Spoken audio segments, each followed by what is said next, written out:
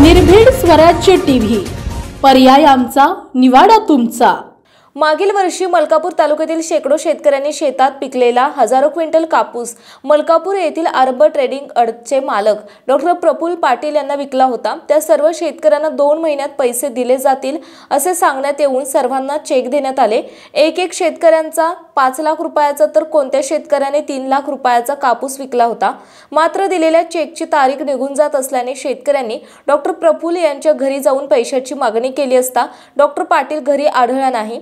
अनेक वेळा चक्रा मारूनही व्यापारी पैसे देत नाही आणि घरी सुद्धा नसल्याने व्यापारी फरार झाला असल्याचे समजल्यावर कापूस उत्पादक शेतकऱ्यांनी व्यापाऱ्याची घरी जाऊन गोंधळ करीत संताप व्यक्त केला।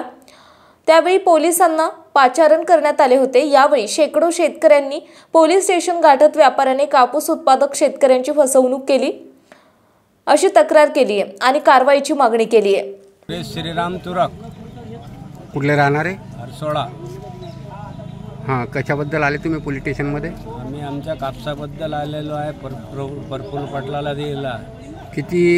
कितीचा माल दिला तुम्ही? 2,66,000चा। तुमच्या एकट्याचा होता का? हो। बरं, तर त्याचा काही चेक वगैरे दिला का तुम्हाला? दिलेला आहे। केवढ्याचा चेक दिला आहे? चेक लिहिला 2,66,000चा।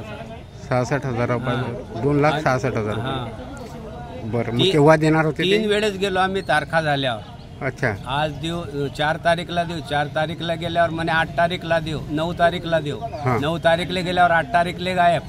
आता डॉक्टर त्याचा वडील म्हणून राहिले की 10, 20, 25 हजार रुपये लोकांना देता म्हणतात। ज्याचे 10, 20 लाख रुपये आहे ते 4 50 60,000 रुपये घेऊन काय करतील? नाही, तुमचं डॉक्टर साहेबांशी बोलणं झालं का? हा, बोलणं झालेलं होता 4 तारीखले। 4 तारीखले? हां।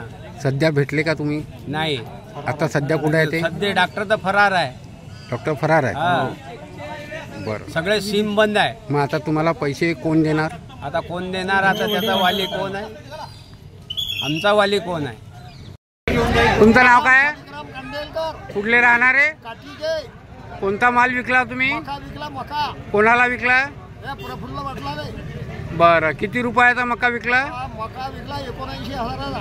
79,000चा। तुमच्या एकट्याचा होता का तो? हा, माझ्या एकट्याचा होता। तुमच्या गावातल्या काही लोकांनी वगैरे यांना माल दिलेला आहे का? हा, कापूस दिलेला आहे। कापूस दिलेला, त्यांचे पैसे भेटले का? नाही, कोणाचेच नाही। बरं, तुम्हाला आता तुम्ही जो माल विकला त्याच्याबद्दल तुम्हाला काही पैसे वगैरे दिलेले आहे का? 1 रुपया बी दिला नाही। किती दिवसाचा धारा मागितला होता त्यांनी? महिन्याचा फक्त, म्हणजे 30 एप्रिलला दिला आणि 30 मेचा करार होता। बरं, आणि डॉक्टरला काही त्या या मक्यात घाटा आला नाही, त्याला नफा झाला। माझे पैसे त्याला नगदी भेटले।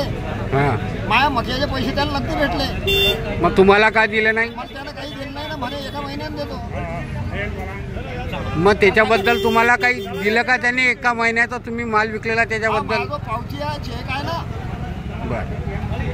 बरं, आता पुढची भूमिका काय राहील? तुमचे पैसे नाही भेटले तर? अरे पैसे मग आता काय करा? आम्हाला तर काही मुलं बाळा आहे की नाही? नाही, पुढची भूमिका काय राहील तुमची पैसे नाही भेटले तर? अरे पुढची भूमिका का पाहू बा, आता काही भांडून काही होईल तर।